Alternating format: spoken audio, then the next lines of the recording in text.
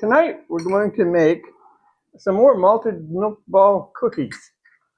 These are basically the same recipe as last time, but this time instead of just chopping the malted milk balls up, I ran them through the food processor.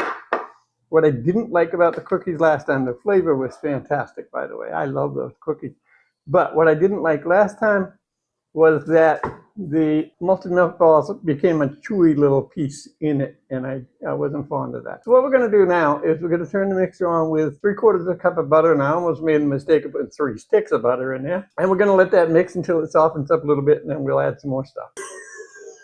Okay, that's softened up and quite fluffy. So at this point, we're going to add 3/4 cup of granulated sugar and 3/4 cup of brown sugar, which was packed. And then we're going to let that mix until it's light and fluffy. That looks pretty good. That was probably about 3 minutes. Now we're going to knock this down off the sides again. I do that a lot. You may not see it on camera, but I do that a lot. And then we're going to add 2 eggs and 2 teaspoons of vanilla extract.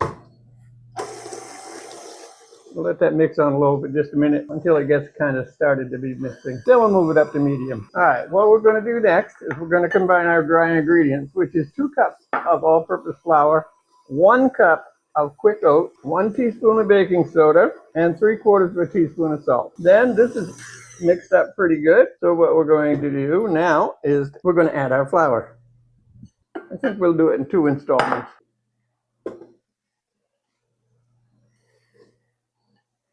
And we're just going to stir that until it's combined. And that actually looks like that's about it. So now we'll clean everything off here again. Once you've added the flour, you want to be careful about over mixing it. So I'm probably a little paranoid, so I might stop it a little soon. But I'm going to be doing some hand mixing, adding in our final 2 ingredients.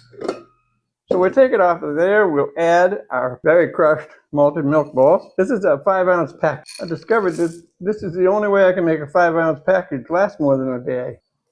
Make cookies. Then we're just going to mix that all together, making sure we go all the way to the bottom because there's going to be flour down there that's not mixed in. I found these cookies had incredible flavor to begin with, but after a couple of days, they were pretty much unbelievable. They were so good. And I think this is going to be even better with the crushed malted milk balls because it won't be the chewy pieces. You know, it didn't taste bad. I just didn't like the texture much. The oven, incidentally, is heating to 350. And then, using our cookie scoop, we'll add the cookies to the pan. They do spread out a little bit. We could probably control that some if I bothered to chill them, but I didn't mind them spread out at all. It made them kind of crunchy and chewy all at the same time, so I found them to be quite good. Making cookies is where a big commercial oven would come in really nice. Let's put a pan in the oven, maybe 2 if we've got room. Okay, they're out of the oven. Look at all these lovely cookies. I'm going to show you right now what they taste like.